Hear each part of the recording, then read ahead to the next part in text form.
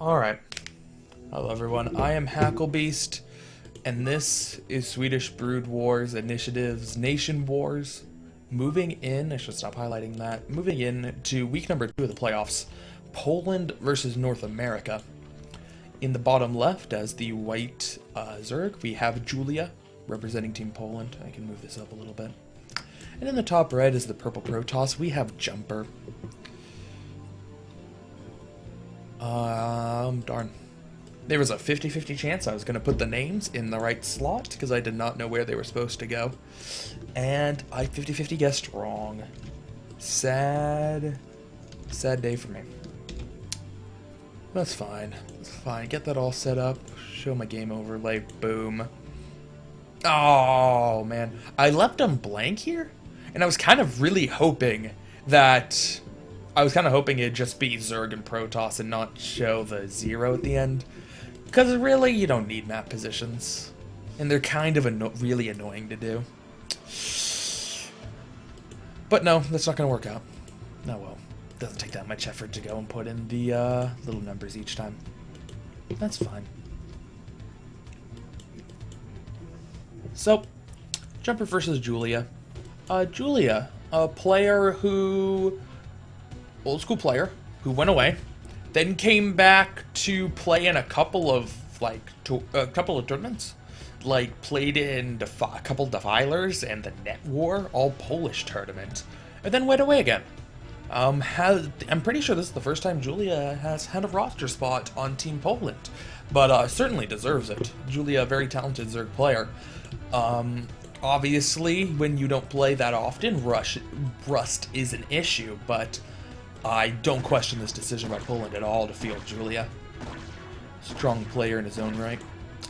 And on the other side is Jumper, who obviously one of North America's most talented players. Yeah,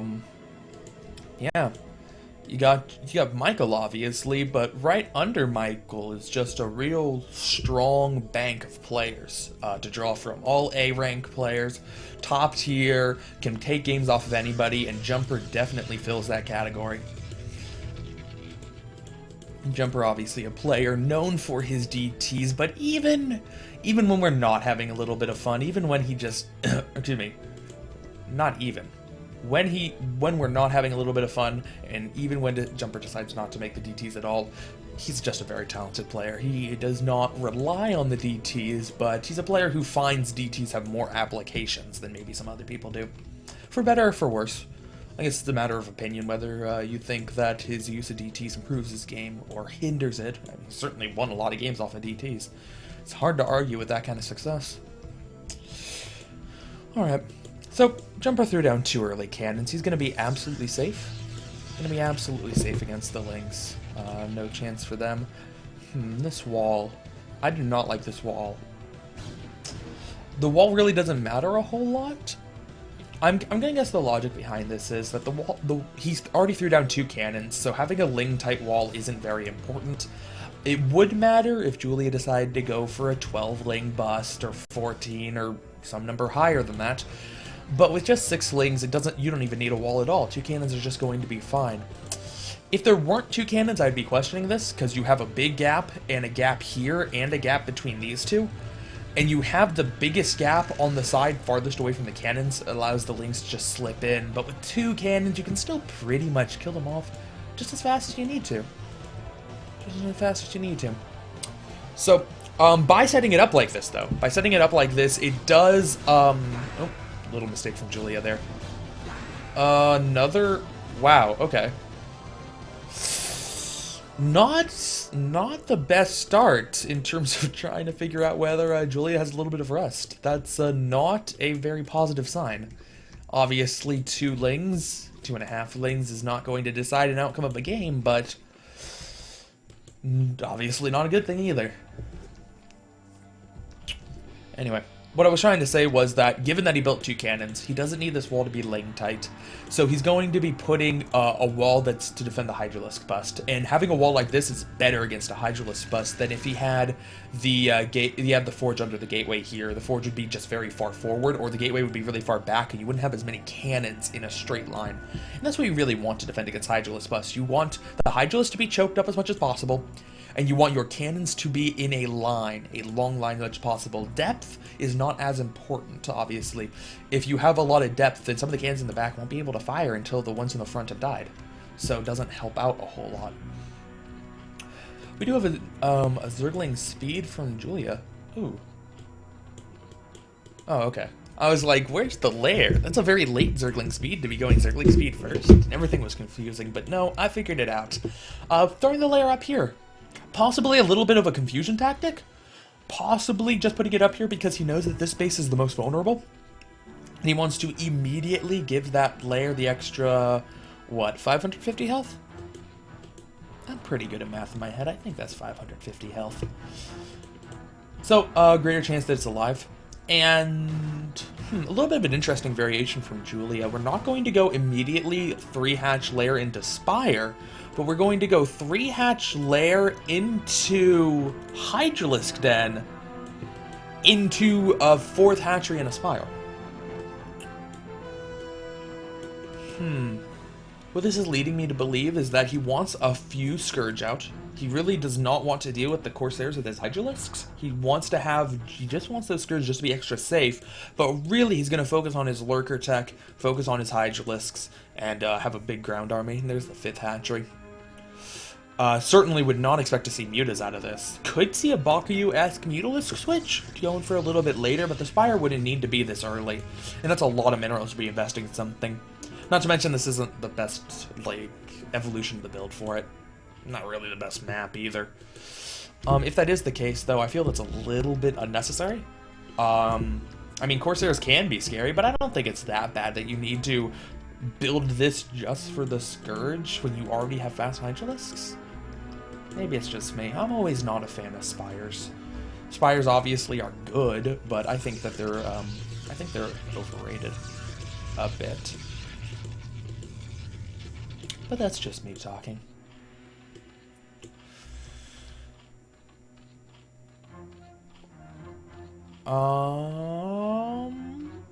Okay. I don't hear a Korean voice, so it's not on my end. It's not me. And I didn't mention, I should mention this, that the first set was PP'd. This is not the first set, this is the second set of the Nation War. So, I don't even know what the first set was supposed to be. Maybe they didn't send in players. There's actually been a lot of PPs. Eventually we'll get around to casting all of those. We'll just put one big cast together and get all... excuse me. Oh, we're just gonna... Wow, I cannot get words out.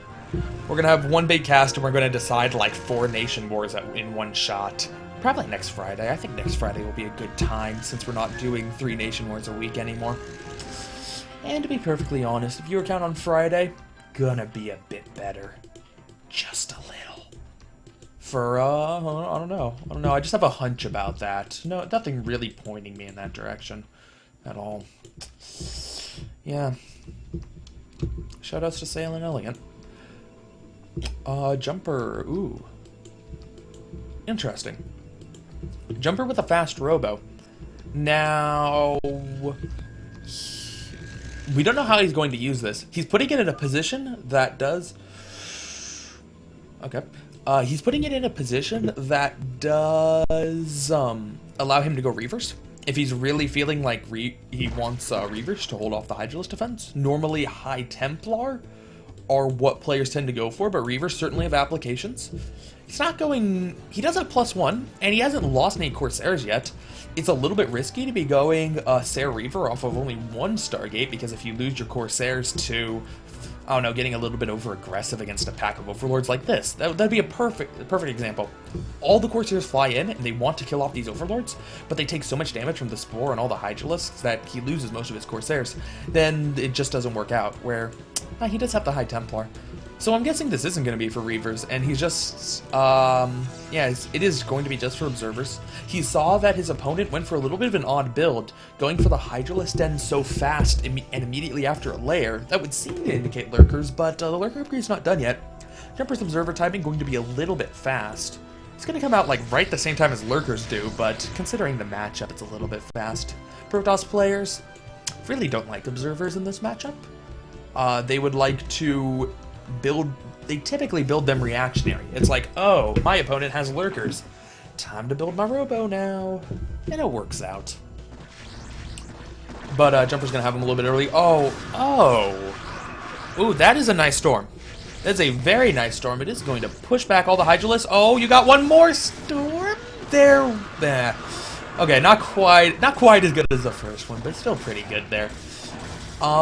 Jumper's actually continuing this pressure. I thought he would pull back here and go after this hatchery, force a cancel, maybe even kill it. But no, he's continuing pressure up. There aren't that many Hydralisks. The Corsairs are coming in, destroying all the Overlords. I haven't seen a DT, or I haven't seen a DT with this army, so I don't know if that's doing anything other than supply blocking him. But Julia, wow, I cannot click on that Overlord.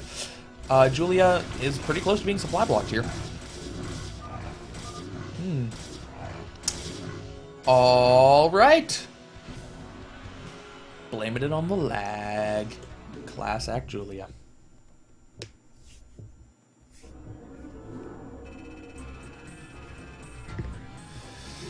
All right. So, I'm moving into game number 2 here.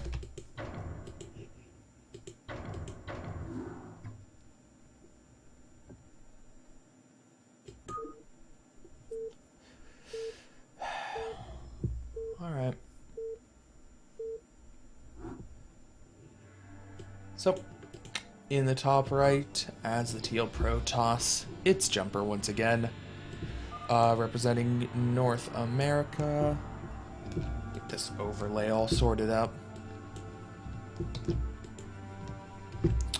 Alright, so Jumper is teal in 2 o'clock. Julia is dark green at 7 o'clock. Same positions as last time, although not the same in my overlay, so I do need to switch some stuff around right now. And there we go. Why no co-caster?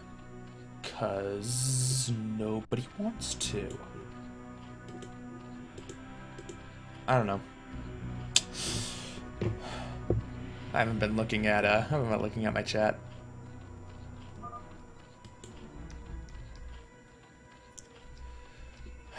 Alright, apparently lag's still an issue. Getting something on Skype. Let me just make sure there's not something horrible going on. Okay. It is reinforcing this idea that set 3 is really good. Set 3, if I remember correctly, I was told that it was Dragon versus Pike. So PVZ, certainly some talented players, has potential to be good.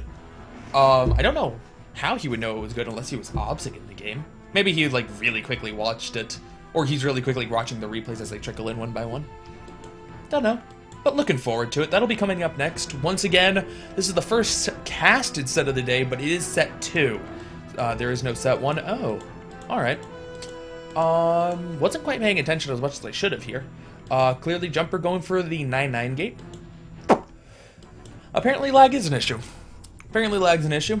So what better way to make somebody rage harder than a laggy game than to 9-9 gate them? Pretty solid move here. Julia... 12 pool. This is a 12 pool. I think it's a 12 pool. I'm a little bit suspect it might have been an overpool, but I'm pretty sure it's a 12 pool. It's kind of weird though, it's a 12 pool, but he didn't replenish on drones. Maybe it was an overpool. I'm not sure. Should have been paying a little bit closer attention to his build rather than marveling at Jumper's 9-9 gates. 9-9 gating on a 4-player map is a little bit dangerous for a couple of reasons. One, he can't send these zealots out until he knows where his opponent is. And now he knows, but it took him a little while to find that. And second, now you're cross positions. which really hinders a 9-9 gate. It just takes so long for the Zealots to get over there. Julia should not have a problem getting up his defenses. And with this 9-9 gate, Jumper is in grave danger of being backstabbed. If a lot of your Zealots are going on the offensive, he obviously doesn't have cannons, doesn't have the money for the cannons, doesn't have that many probes because he cut and is continuing to cut. So probe drills are going to be harder. Julia doesn't know that the 9-9 gate's coming yet, but maybe that's what Jumper's waiting for. He's going to build as many Zealots as he can, and then as soon as the Zerglings arrive to just poke out and see what's going on the wall, they'll realize there are all these Zealots here, and that'll be Jumper's cue to attack. Interesting timing decision to do it that way, and not immediately blitz with it. But now the secret's been blown, and all these Zerglings are going to run back. How many Sunkens can we throw down here? We have 2 so far. I really feel if he can get like any number of Zerglings out to not send these ones home and to go for the backstab. Oh wow, we are pulling probes too? We don't have a forge up, do we? No, we don't have a forge. So it's not as if we're cannon rushing, it's just to do a little bit of drill, a little bit of extra pressure. Jumper, as much as you can be all in as a Protoss player, pretty much. He could have proxied it. He could have proxied it. I'm going to take that back. But just about as all in as you can be. There is nothing protecting these sunken colonies. I don't know if I agree with this tactical decision from Julia. And all of his Zerglings are going to be bottlenecked here, not allowing them to participate in the fight as much as they should. Julia, this does not seem like the smart move here, but it's going to be enough anyway. As most of the Zealots go down, 2 of them are going to retreat. Yeah, 2 Sunkens are very strong. I wonder if it would have been better. I wonder if that was the right idea. It didn't look like it was. It really seemed like a lot of the Lings were stuck, but I can't argue with the results here. That definitely goes into the category of he had enough Lings. He absolutely had enough Lings. That's where you want the backstab. If he backstabbed, the game would be over. There would be six Zerglings uncontested in the base versus like 10 probes. Easy win.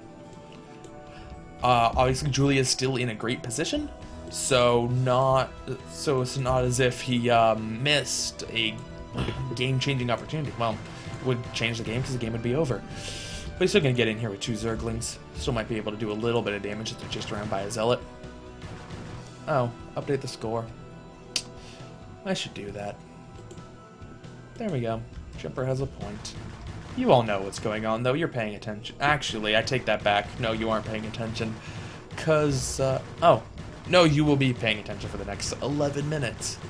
So, yeah, you guys are totally paying attention. You should know the score. It's fine.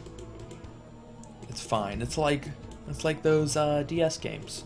The ones that, you do simple memory puzzles to increase your brain power. Boom, that's one of them. Just remembering the score. See? See this cast? This cast is also about improving yourself as a human being. Boom. Got you covered, everybody.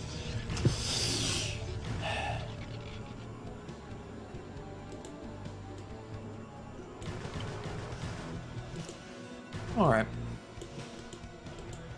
But yeah, I do, I do forget to update it a lot. It's kind of why I wanted to take away those numbers, so it's one less thing to do, because really those are completely unnecessary. They kind of look pretty, but it's pretty clear that there's one at 2 o'clock and one at 7 o'clock. I guess when it's colors like this that are so close, if they were both Protoss, maybe it could be convenient to have that there. Maybe. Alright. Julia's going 3-hatch Spire. And almost certainly going to get Mutalisks out of this. Jumper has absolutely nothing that can hurt air units, so could be a little bit problematic. Not, oh, here we go. That's what I want to see. Not the best situation for Jumper here. Julia is going for that backstab I described earlier. I think that is a really smart move, and it's going to work now, because Jumper still does not have any cannons. It's the exact same situation. Exact same situation that it was before. I don't like Julia moving in, though. He has an Overlord here to see exactly when the Zealots move out. I'm much more in favor of just hiding those things. But he's going to reveal them. Okay. Meanwhile, is that a forge? That's not a forge. That's a cyber core. Jumper's a little bit dead right now. just a little bit completely screwed. Yeah. Alright. Jumper's build at this point revolved around, God, I hope that Julia doesn't do anything for the next few minutes. Because if he goes Lurkers, I'm completely screwed. If he goes Mutalisks, I'm completely screwed. If he builds up a big Hydralisk army, I'm completely screwed. So I hope he just does, like, nothing. Unfortunately, Julia did the exact opposite of that. He decided to do something. So Jumper's pretty dead. But the Cybercore's done, so he can make a couple... No, we're not going to bother to make a couple Dragoons. Game over. And tied up 1-1.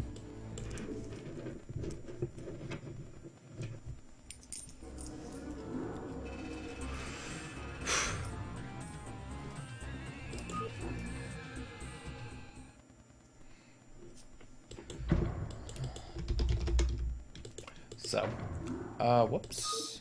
I hit the wrong button. I don't want to start the game. No. These are covered up for me, too. I can't even see which one's which. So, I guess I clicked on the wrong one. That's fine. Wow. I'm using a new mouse today. I'm going to blame it all on that.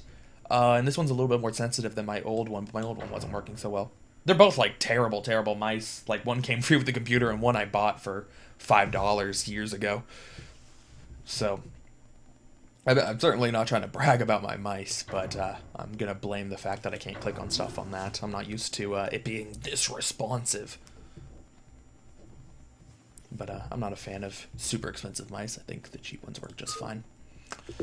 Anyway, moving into game 3.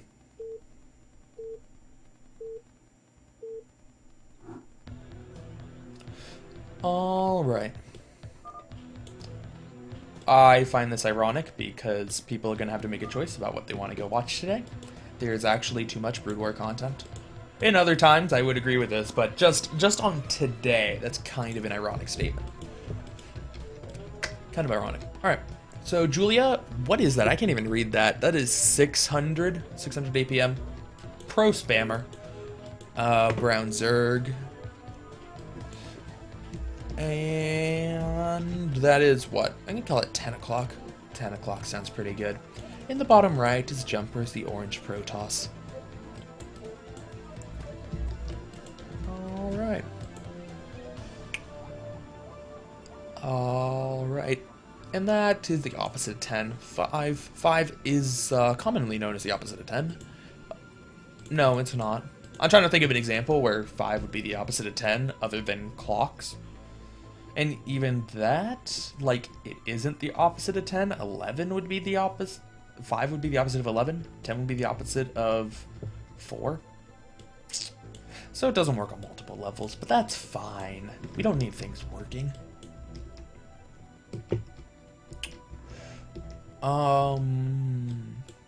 Okay. Just, like, visually, that pylon looks a little bit far back, but... No, he should be able to. He should be able to forge and gateway and be fine. And by putting it so far back, though, you do get a row to put more cannons. You don't have to fill up one of that pieces of row with a pylon. That takes away a little bit of your firepower.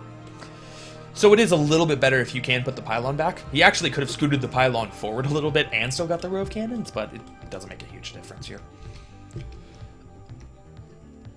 And now... the cannons are going to be down here, and the big hole is going to be away from the cannons, which is normally kind of bad, but it's going to be mostly fine.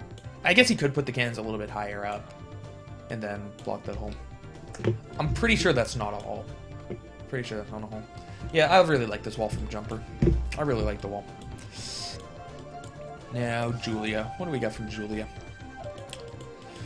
We've got Zerglings. Is this another... Yeah, looks like the same build. No, not the same build as last time. No, I think this one's an overpull. Is it the same build as last? I can't tell. I can't tell you guys. That's fine. I keep like looking way too much at Jumper's base and then not looking at Julia. Clearly, that's just my inherent North America bias. Jumper's throwing down 2 cannons again, so he'll be absolutely safe. He does put them a little bit low, so I can't talk about that. Once he puts the gateway here, the Zerglings can still run by at the top. Actually, that's a much bigger hole than I thought it was going to be. Yeah, the Zerglings can still run around here. They won't be able to run up the ramp because of the position of the cannons. The cannons can still hit them as they go through here, but they can't stop the Zerglings from hiding behind the mineral lines and picking off probes. That might end up being a little bit annoying. Julia, we showed it, but I didn't say anything about it. Did gas steal? Interesting decision. Gas steal is going to deny Jumper's tech. So it'll slow down his +1, it'll slow down his speed, it will slow down his Corsair, slow down the Templar, whatever he was planning on doing. Okay. And usually when you gas steal, not just in this matchup and not just as a Zerg player, but generally when you gas steal, it's because you want to be aggressive. And this is what I was afraid of. You had the big hole up top, and now the Zerglings are in your back. And ooh, normally this is kind of just a nuisance, but in this case where Jumper has now his first Zealot coming out, has not done any damage to this thing, or hardly any damage to this thing. And, well, I guess the Zealot will be able to save that Assimilator, but if the Zerglings could deny it, that would be huge. Oh, never mind. All the Zerglings are dead, except for one. And there he goes. Alright. That could have been big if he had destroyed that Assimilator and kept Jumper off gas. That would have been quite the nuisance.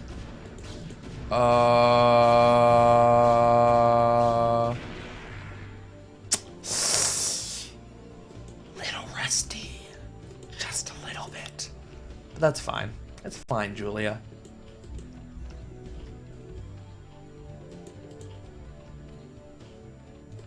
Alright. So now, that's an interesting decision. That sunken colony, I'm not sure about.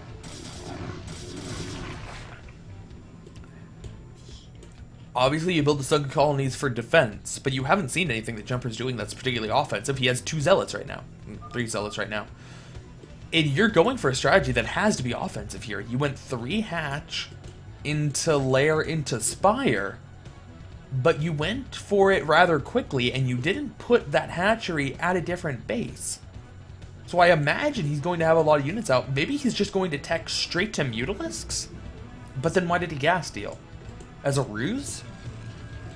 Just to kind of throw Jumper off the scent of what he's actually doing?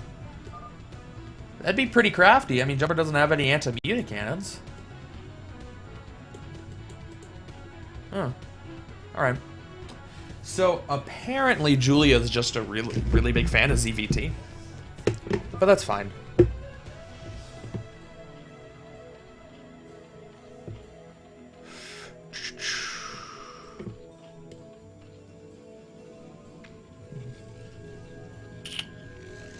Alright. I don't know why Twitch allows this. Like, I don't particularly mind it too much. Like, this is literally the first time I've ever seen it in my chat, so I'm not saying it because it's horribly annoying, but in certain chats where people just spam those kind of characters, I don't know what compelled Twitch to make a chat that supported such a thing. Because they had to make an active decision, right? To be like, yes, we want this character. We really want this character in our chat system. I'm not sure. Is this set 3? Indeed it is. Oh, that is the absolute most awkward place that window could pop up. The absolute most awkward place. Alright, so I'll be downloading that. We'll get set 3 all set away. Moving into that immediately after this game is done. So, it turns out it is from Mutalisks. He is just playing ZVT. And that's fine. How many anti-mutant cannons we got? We got 1, 2, 3. Okay. So, Mutalisks flying in. They're not going to be able to do a whole lot here. 3 Corsairs, 2 cannons. It's a pretty strong defense. But they might be able to snipe some probes over on this side. The Corsairs in and of themselves aren't that strong right now. Oops. Losing the Scourge. Getting the other one essentially killed. It won't be able to make it to the Corsairs, most likely, because the Corsairs can pick it off so fast. Ooh. Julia does need to be a little bit careful here. He's taking a lot of damage on these Mutalisks and not actually... He's taking a lot of damage on them just to kill probes. I'm not saying that's a bad thing. That can be effective. But what it does mean is that it's not as if it's making it any easier to come back in. It means that every time you come in, it's actually harder, because your Mutalisks are just weaker and you have less of them. So he needs to be careful about when he wants to decide to stop attacking, which it looks like is now as he pulls it all back. Jumper getting gateways 2 through 6. Gateways 2 through 6 right now. Big explosion of gateways from Jumper. I guess he is going to gear up for quite the strong attack. Julia did take this third base, so obviously a much later base than we're used to in a ZVP, but still not horribly late. It's really late though. Where this is the matchup, you see the absolute fastest third base in any matchup in StarCraft.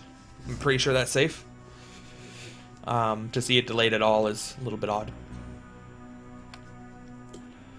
Excuse me.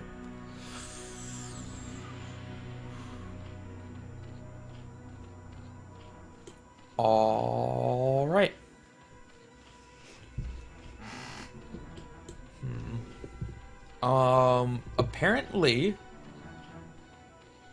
Apparently we are talking in the chat about Latin American cheese and Google passwords. Those are somehow related. Sure. I'm not following the chat too closely today. That's fine. Actually, I'm pretty mellow today. And it's causing me to talk slower, so it takes me longer to say the things I need to say. I'm going to be saying about the same number of things, but without the awkward pauses. It does mean, though, that I don't get to read the chat. Maybe it's better, maybe it's worse. I don't know. I really just don't know anymore. Alright, this is a really nice move from Julie. He's going to snipe 2 of the High Templar. There are still a few alive, but it's probably worth it. He did lose some Mutalisks, but his Mutalisks weren't going to be doing much else for the rest of the game anyway. That's one of the best opportunities he was going to get to snipe Templar. I like the move. I like the move a lot. There is one DT in here who was injured quite badly before, right up there. You saw it, but it's still alive, and that's what matters. Still has his permanent invisibility. Wait, what?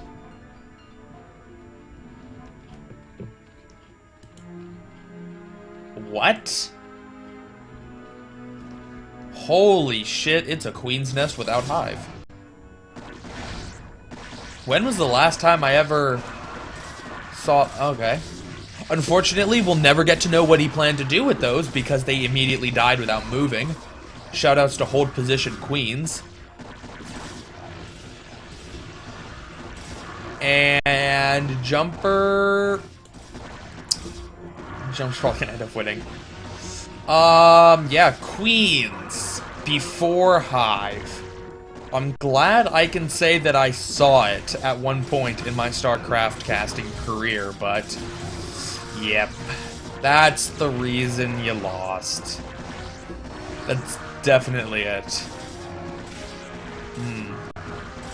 It's wrong on so many levels, because it's like he lost because he made bad tactical decisions, and then he's not using air units, so lag isn't as much of a factor, and it's not as if he had to dodge too many storms here. Jumper didn't actually use that many, and on top of that, Poland isn't exactly known as the mecca of fast internet connections, if you catch my drift.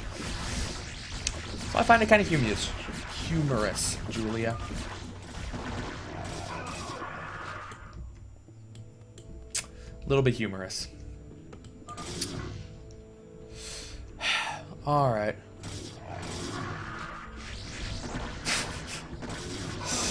Okay.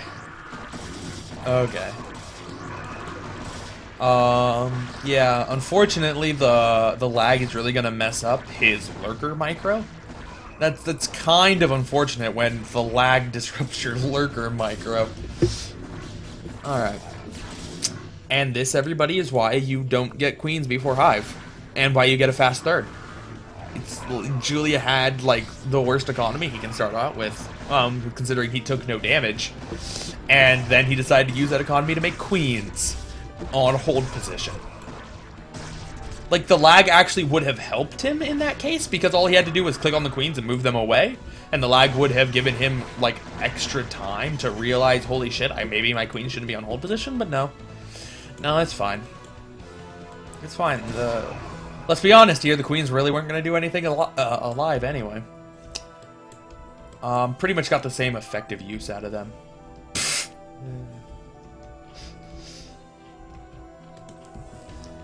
Oh, man. Okay. So, apparently it is hard because he messed it up with an O. Oh, man. Yeah. I don't know. I kind of wish we could have seen the full extent of the Queen Guardian strategy. Would have been pretty hype.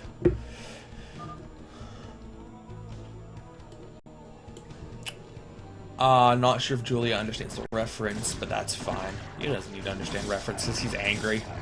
He's an angry, angry man with a woman's name. He could be a boy. I don't know how old Julia is. I mean, he would have had to have been playing StarCraft at a very high level at, like, the age of 8, but he could still be a kid. You know, it's not impossible. There's baby. Yep, that's definitely the reason your 2 Lurker, 2 Hydralisk attack didn't work. Because he did lag, so he had time to react to 2 Lurkers and 2 Hydralisks. Where... Apparently the shuttle died. Alright.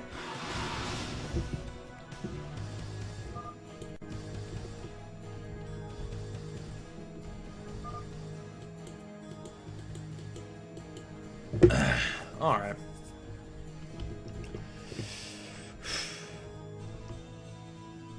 So, that's 6 High Templar.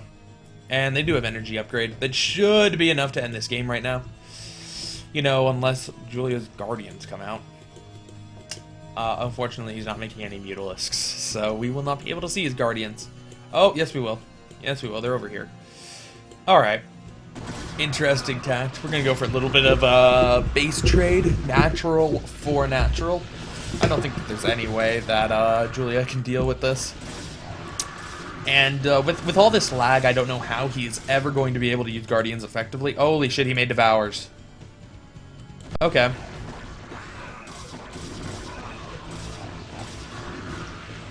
I don't know if he misclicked both Queens and Devours, or whether he really thought that that was good. Solid. Solid. Jumper didn't even know. Didn't even know that he was about to be killed by Guardians. And then Julia quit. Jumper takes that one for North America.